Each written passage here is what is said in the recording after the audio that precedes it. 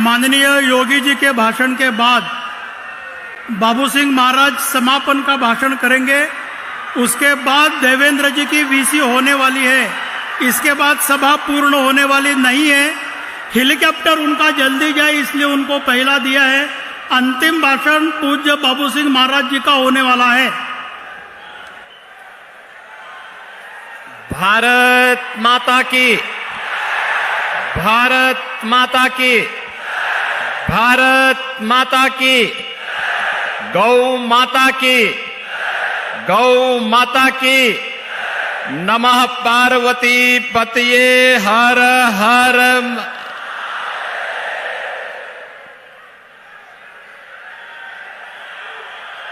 बंजारा कुंभ के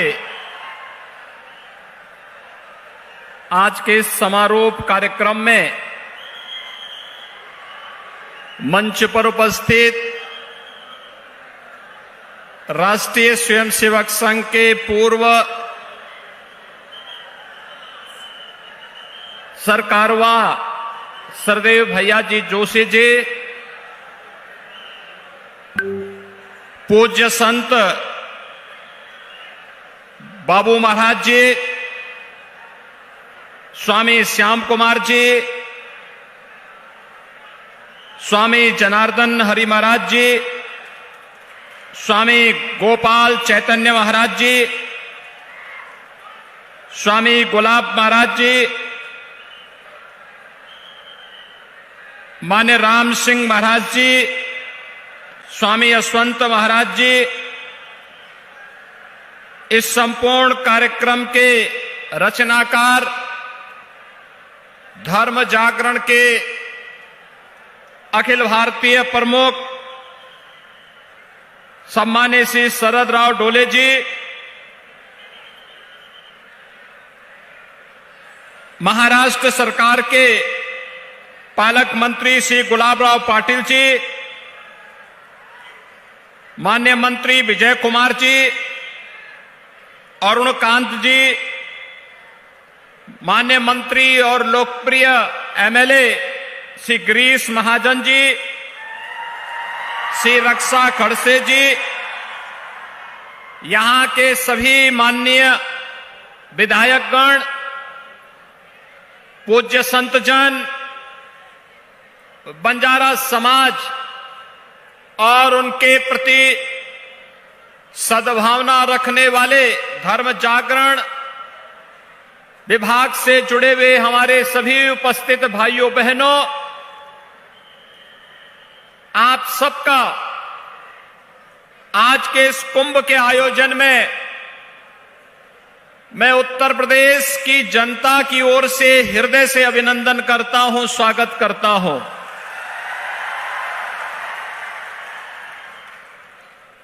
कुंभ का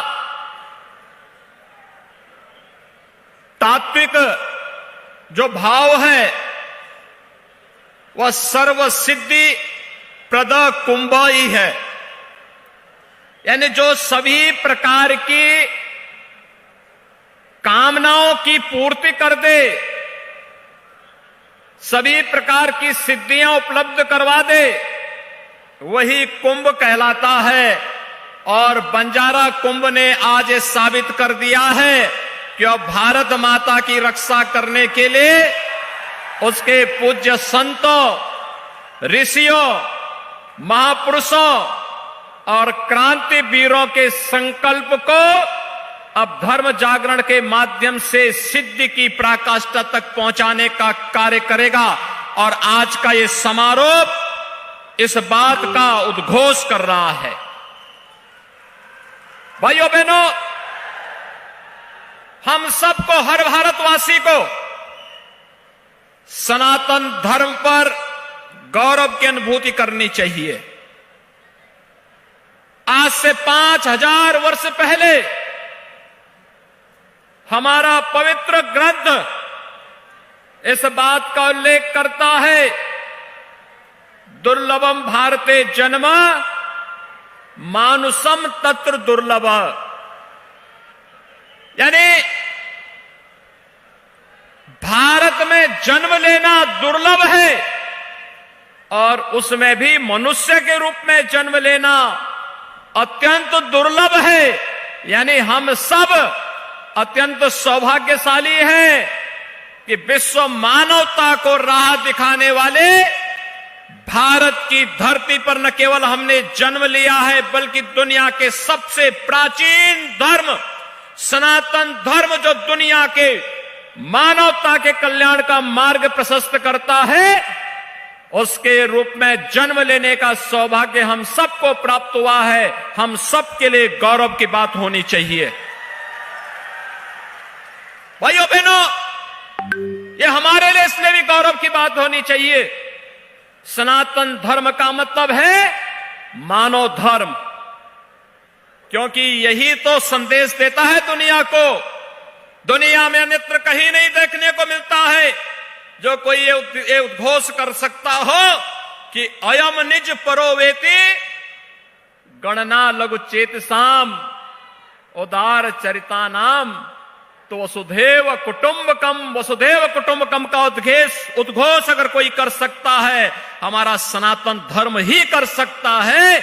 और सनातन धर्म के साथ छेड़छाड़ करने का मतलब मानवता के जीवन के साथ खिलवाड़ करना है। जो लोग अवैध धर्मांतरण के माध्यम से राष्ट्रांतरण की कुत्सित मंशा के साथ भारत के अंदर कार्य करना चाहते हैं, उनकी मंशा कभी सफल नहीं होने वाली है, कभी सफल नहीं होने वाली है।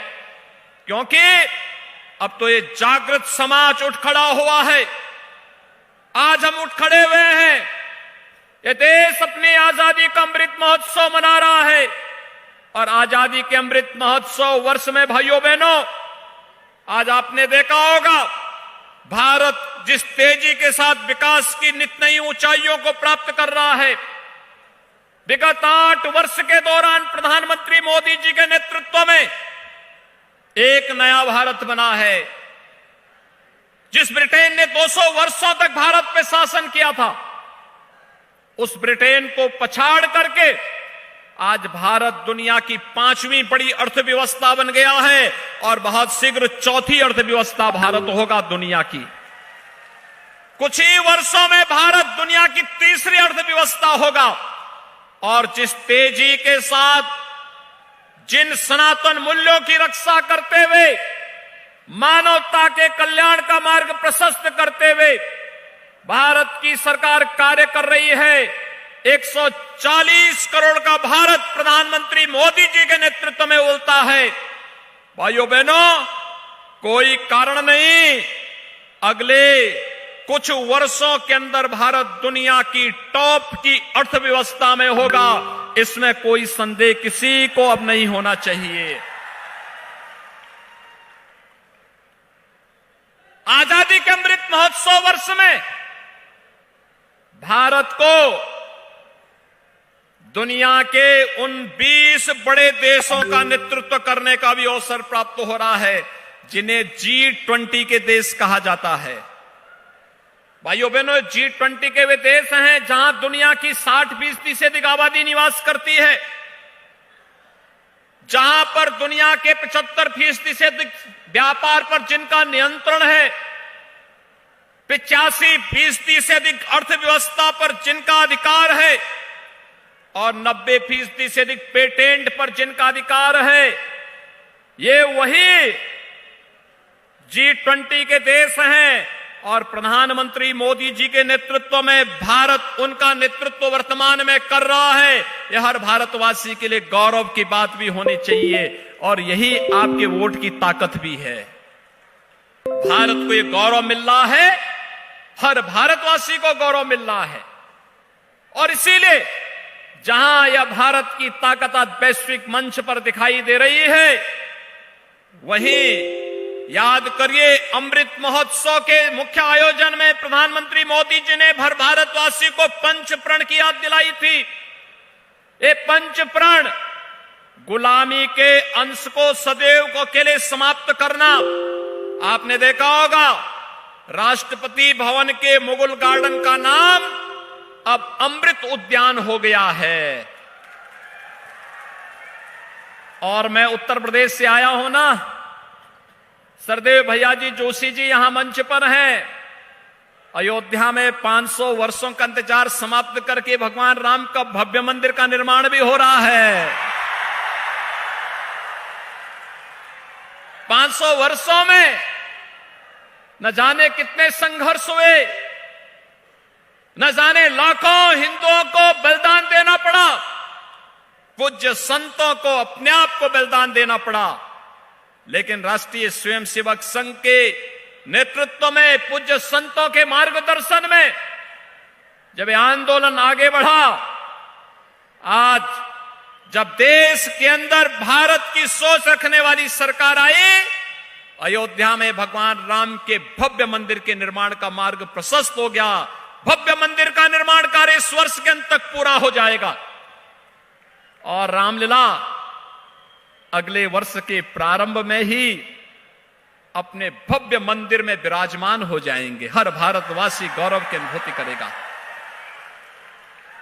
काशी में काशी विश्वनाथ धाम पूरी भव्यता के साथ हम सबको अपनी ओर आकर्षित कर रहा है। जो पहले 5 फुट की संकरी गली थी, आज प्रधानमंत्री मोदी जी के नेतृत्व में 50 मीटर का चौड़ा गलियारा बन गया है। 1 लाख श्रद्धालु एक समय में वहां आ सकते हैं। ऐसे ही महाकाल का महालोक है, केदारनाथ धाम का, और देश के अंदर भारत की सांस्कृतिक और आध्यात्मिक व्यवस्था परंपरा से जुड़े हुए इन पवित्र स्थलों के पुनरुद्धार का कार्य हो रहा है। यह है विरासत के प्रति सम्मान का भाव। हमने गुलामी के अंशों को समाप्त करना है, लेकिन अपनी विरासत पर गौरव की अनुभूति भी करना है। और इसी विरासत पर गौरव की अनुभूति करने के लिए भगवान श्री कृष्ण ने कहा था, स्वधर्मे निधनम श्रेय पर धर्मो भयावह। अपना धर्म चाहे जैसे भी हो, उसमें मरना भी श्रेयकर है, लेकिन दूसरे का धर्म हमेशा भय कारक होता है, भय कारक होता है। भाइयों बहनों, जो लोग धर्मांतरण करवा करके राष्ट्रांतरण की कुत्सित मंशा के साथ घुसपैठ करना चाहते हैं, इनकी इस कुत्सित मंशा को सफल नहीं होने देना है। हमें एकजुट होकर के कार्य करना है, एकता के साथ कार्य करना है, मिलकर के कार्य करना है, एक भारत श्रेष्ठ भारत के निर्माण के लिए कार्य करना है। हम सबको मिलकर के अपनी एकता के माध्यम से सबका साथ, सबके विकास, सबका विश्वास और सबके प्रयास के इस मूल मंत्र को अंगीकार करना है और इसको अपने जीवन का हिस्सा बनाना होगा। जब हम सब मिलकर के कार्य करेंगे, कोई जाति भेद नहीं, क्षेत्र और भाषा का कोई भेदभाव नहीं, किसी भी प्रकार का कोई अन्य भेदभाव नहीं, उत्तर से दक्षिण, पूरब से पश्चिम, पूरा भारत एक होगा और एक स्वर से बोलेगा तो दुनिया की कोई ताकत आपको आगे बढ़ने से अब रोक नहीं सकती है। दुनिया ने कोरोना कालखंड में भारत की इस ताकत का एहसास भी किया है और उसी ताकत का एहसास आज धर्म जागरण आप सबको करा रहा है। बंजारा समाज हमारा आदि समाज है। इसने सम और विषम परिस्थितियों में कार्य किया है। देश की आजादी की लड़ाई रही हो, धर्म की स्थापना के किसी भी अभियान का रहा हो, विदेशी आक्रांताओं के खिलाफ लड़ने का कार्य रहा हो, बंजारा समाज कभी अपने आप को पीछे नहीं किया है। हमेशा अग्रिम पंक्ति की सेना बनकर के वो लड़ता रहा है, जूझता रहा है और यही कारण रहा है कि उसे बदनाम करने के लिए ब्रिटिश शासन काल ने तमाम और मुगल काल में भी तमाम तोहमत उसके ऊपर डाली गई। लेकिन अब देश स्वतंत्र है, अब हरेक को गले लगाने की आवश्यकता है। और भाइयों बहनों, मैं इसीलिए आज आप सबको मैं बताना चाहता हूं, उत्तर प्रदेश देश की आबादी का सबसे बड़ा राज्य है। उत्तर प्रदेश के अंदर कोई धर्मांतरण नहीं कर सकता है। अगर वहां धर्मांतरण करेगा तो उसे 10 वर्ष तक की सजा है। पहले किसी ने किया होगा, उसको अब सजा हो रही है। और यही नहीं है, देखिए उत्तर प्रदेश में दंगे भी बंद हो गए। अब वहां दंगे नहीं होते, पर्व और त्योहारों में कोई व्यवधान नहीं डालता है, क्योंकि उसे मालूम है अगर कोई करेगा, अगले दिन हर चौराहे पे उसकी फोटो लग जाएगी और तीसरे दिन बाप दादों की पूरी कमाई सरकार के कब्जे में आ जाएगी और फिर सड़क पे उसको कटोरा लेकर के दर दर की ठोकर खाना पड़ेगा। लेकिन साथ साथ अब कोई धर्मांतरण नहीं कर सकता, 10 वर्ष की सजा है। ऐसे ही गौ माता पर कोई क्रूरता नहीं कर सकता, गो हत्या नहीं कर सकता, गो मांस कहीं परोस नहीं सकता है। अगर करेगा 10 वर्ष की सजा का प्रावधान कर दिया गया है और सख्त कार्रवाई का प्रावधान कर दिया गया है। हम भेदभाव किसी के साथ नहीं करेंगे, लेकिन आस्था के साथ खिलवाड़ भी कतई बर्दाश्त नहीं करेंगे। यह भी सरकार की मंशा है और उसी भाव के साथ हम कार्य भी कर रहे हैं। और आज मैं आप सबको ही कहने के लिए आया हूं, यहां पर देश भर से आया हुआ बंजारा समाज के प्रतिनिधि यहां पर आए हुए हैं। मैं उन सब से इस बारे में कहूंगा, याद रखना, भारत के अंदर हम सब मिलकर के रहेंगे। अगर हमारा देश सुरक्षित है, हम सब सुरक्षित हैं। दुनिया के अंदर कौन ऐसी जाति, मत और मजहब है जिसको उसकी विपत्ति के समय, उसके संकट के समय हमारे सनातन धर्म ने और हमारे देश ने उन्हें संरक्षण न दिया हो। हमने अतिथि देवो भव के भाव को सदैव प्राथमिकता दी है। लेकिन अगर कोई इसका दुरुपयोग करके आज जनसांख्यिकी परिवर्तन करने का प्रयास करेगा, तो फिर स्वाभाविक रूप से उसका भुक्तभोगी भी उसको बनना ही पड़ेगा। और इसके लिए कानून है, कानून के दायरे में ला करके सख्त कार्रवाई करनी पड़ेगी। इस दायरे में, इस बारे में हम सबको मिलकर के कार्य करना होगा। और मैं बंजारा समाज के अपने भाइयों से कहूंगा कि एक बार फिर से अंगड़ाई लेने की आवश्यकता है, अपने पौरुष को जगाने की आवश्यकता है, समाज को पढ़ाने लिखाने की आवश्यकता है। धर्म जागरण के सानिध्य में रह करके सनातन धर्म के मूल्यों और आदर्शों का अनुपालन करते हुए, अपने पूज्य संतों का सानिध्य लेते हुए, उनका मार्गदर्शन लेते हुए अगर हम मिलकर के कार्य करेंगे तो हमारी एकता के माध्यम से कोई हमारी जनसांख्यिकी परिवर्तन करने का दुस्साहस नहीं कर सकता, कोई धर्मांतरण करने का दुस्साहस नहीं कर सकता। याद रखना, उत्तर प्रदेश का जो धर्मांतरण के विरुद्ध कानून हमने बनाया है, उस कानून में व्यवस्था हमने जरूर दी है कि अगर किसी कालखंड में कोई हिंदू किसी अन्य मत और मजहब में चला गया, वो वापस आना चाहता है, उस पर एक कानून लागू नहीं होगा, वो वापस आ सकता है, उसकी घर वापसी हो सकती है, लेकिन वह किसी अन्य धर्म में नहीं जा सकता। और यह व्यवस्था जो दी है, उस व्यवस्था को हम सब मान करके कार्य करेंगे तो न केवल देश के अंदर अपने आप ही सनातन धर्म तो सबकी सुरक्षा का कवच है। हर जाति, हर मत, हर मजहब, हर क्षेत्र, हर भाषा और विश्व मानवता के कल्याण का मार्ग भी यही प्रशस्त कर सकता है। और उसी भाव के साथ आज यहां पर ये बंजारा कुंभ का आयोजन जिस भव्यता के साथ पिछले 6 दिनों से हो रहा है, मैं अभिनंदन करूंगा धर्म जागरण का।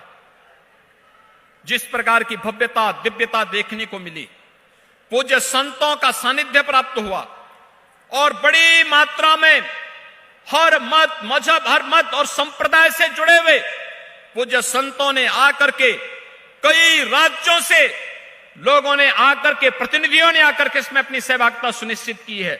यह अभिनंदनीय है, सराहनीय है। धर्म जागरण के इस पूरे अभियान के प्रति मेरी शुभकामनाएं हैं और मैं उनका आह्वान करूंगा इस गति को और तीव्रता के साथ आगे बढ़ाने की आवश्यकता है। इस पूरे कार्यक्रम को एक राष्ट्रीय अभियान के रूप में चलना चाहिए, एक मिशन मोड पर इसे आगे बढ़ाने की आवश्यकता है। इस पूरे कार्यक्रम को हमारी पूरी शुभकामनाएं हैं। इस विश्वास के साथ आज इस बंजारा कुंभ के आयोजन में उपस्थित सभी पूज्य संतों का एक बार फिर से अभिनंदन करते हुए, आप सभी बंधुगण जो देश के कोने कोने से आए हैं, आप सबका भी मैं यहां पर इस अवसर पर अभिनंदन करता हूं। आप सबके प्रति अपनी शुभकामनाएं देते हुए अपनी वाणी को देता हूं विराम। जय जय श्री राम, जय जय श्री राम। सियावर रामचंद्र की। धन्यवाद योगी जी, आपके इसी संबोधन से